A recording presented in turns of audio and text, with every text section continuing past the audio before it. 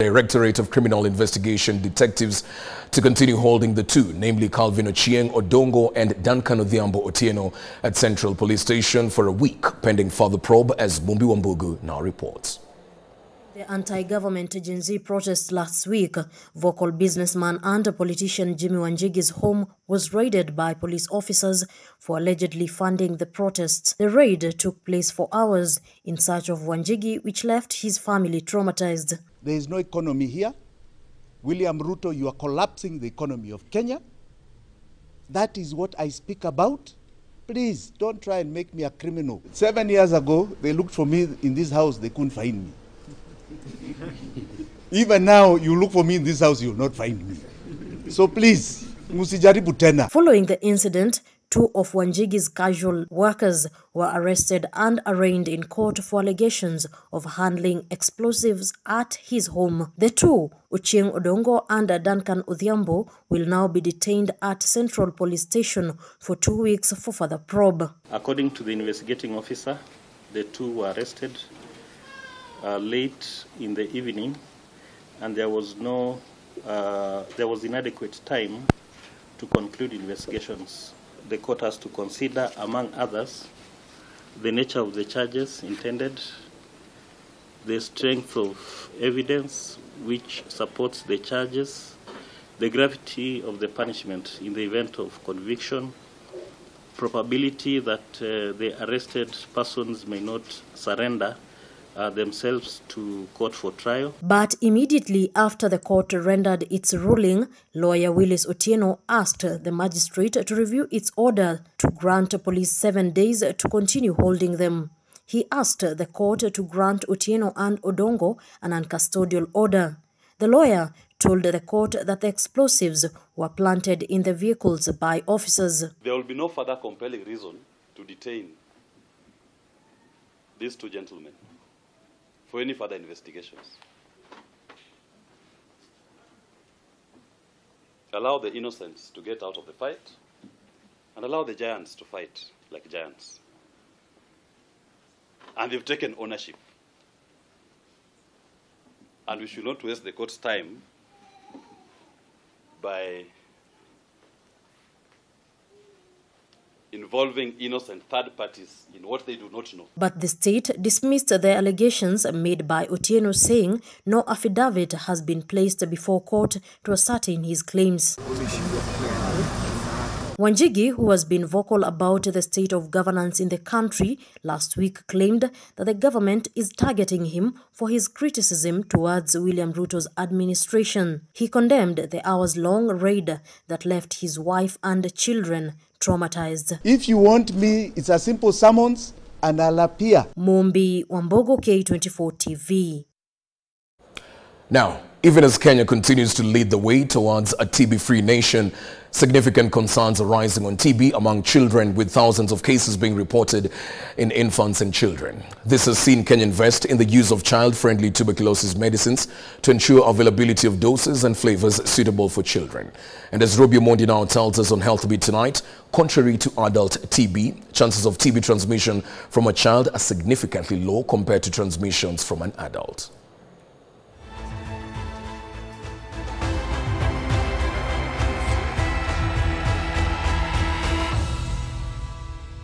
Kenya is said to be one of the 30 TB-burdened countries in the world, and recently there has been a significant concern on the rise of TB infections among children. It is caused by a bacteria that is airborne, so it can be very easily transmitted from one person to another, either when the person who's infected coughs or sneezes or sings or even talks. 1-year-old John Mwangi, not his real name, is one in thousands of children diagnosed with tuberculosis every year.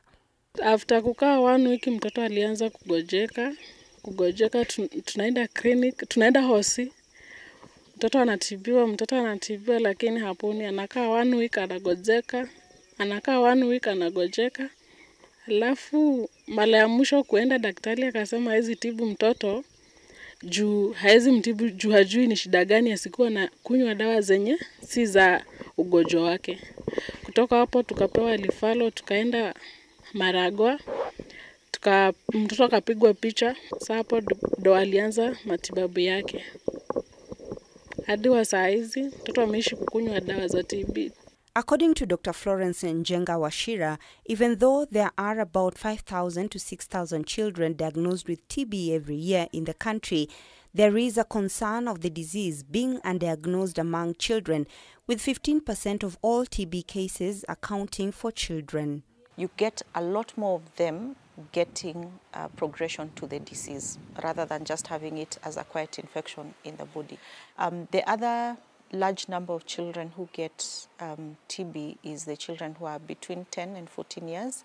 That's the adolescents, which may be more due to their social habits rather than their immune system. Dr. Florence also tells us that unlike in adults who are affected by TB way later after contracting the virus, children bear the effects of TB immediately. If a child gets TB disease, they also have a higher risk of getting the complicated tuberculosis. That's TB meningitis, TB that spreads through the blood, what we call disseminated TB, and even TB in the bone and other forms of TB. While in adults, you're more likely to have just pulmonary TB with very few instances of complication. Even though the signs of TB are the same in children as they are in adults, such as coughing, fever, weight loss, or night sweats, there are those that a parent should look out for, such as the normal growth of a child, which many overlook.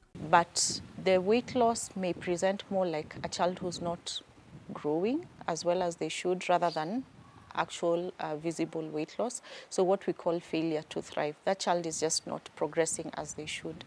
Then you may find that they are lethargic, they're not playing as much, they're irritable, crying a lot, and they may not be able to verbalize the exact symptoms that they're feeling. To this end, experts are coming up with interventions to help fight TB in children, such as use of child-friendly tuberculosis medicine. Kazi imekuwa ngumu kufanya kazi ukiwa na mtoto mwenye ako na TB, huwezi acha mtoto. So hakuna kazi ningefanya, nimeishi tu kushughulikia mtoto. Just like in many other households with patients, parents taking care of children with TB have their fair share of challenges. Tumemaliza clinic sasa. Amepona. Ni ugonjwa kama ugonjwa zingine na huponwa. Si vizuri kutegana na mwenye ako na TB juu. Unaweza jikinga unaweza jikinga na usipate TB. Hata mkiwa na mtu mwenye ako nayo si lazima ukue mgonjwa wewe. However, TB is curable with early diagnosis to give one a chance to a healthy life. Robbie Omondi, K24 Health Beat.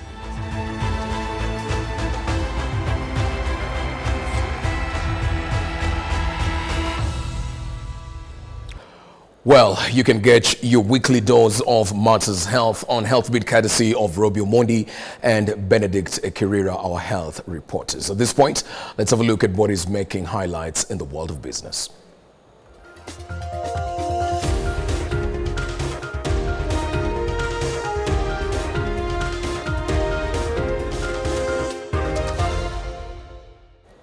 Well, let's now have a look at some business news. The battle pitting directors of Wheelstones Homes is taking a new shape as the leadership now claims all is well within the real estate firm.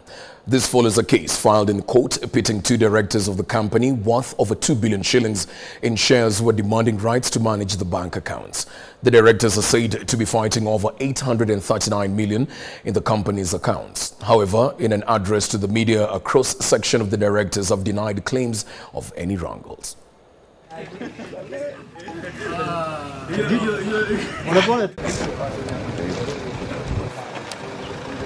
I stand here to confirm that the issues that has been placed before the High Court for determination has been resolved, and the directors have also resolved to ensure that the standard operating procedures manuals is adhered to all the time. From what they printed, they categorically cleared the air on financial stability of the company. The accusation was the tussles between us is 834 million. First and foremost, that is good news from our end, that it is not money issues. it's some few bureaucracies here and there. You get that? And these things are not of now. These are things we resolved way back, and because some of these things were for last year, and we've operated there in between then and now. I think we have handed over around 2 projects at the same time. If we were able to do those handovers, and now we are having a very major handover on 26th of October for 100 units, clearly that shows that everything is stable. All this that is going on is a lot of malice, because now we are venturing into, we are now doing mixed developments. Yes? So you understand this is a new market that we've not been able to access before. So you see, when you try to get into... Residents of Pioneer Estate in Buruburu are crying foul following of matatus that are said to be closing access ways. They have to this end called on relevant authorities to come to their aid to enable in clearing off the road by developing an alternative entrance as well as designated matatu drop-off points. The locals are further decrying alleged plans to grab community land by powerful real estate developers who have hired goons to evict locals time and again.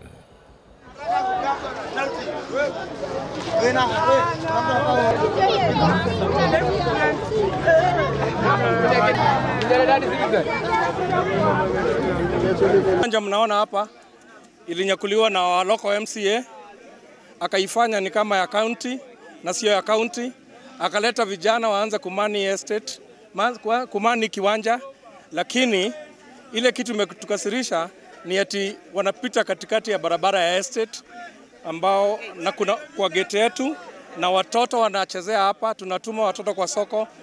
It is a danger to our children. They have locked our estate and they have put goons who are abusing us, who are abusing our people, who are calling us funny names which are unprintable. And saying they are rapers. And they are telling women they'll beat us and they rapers.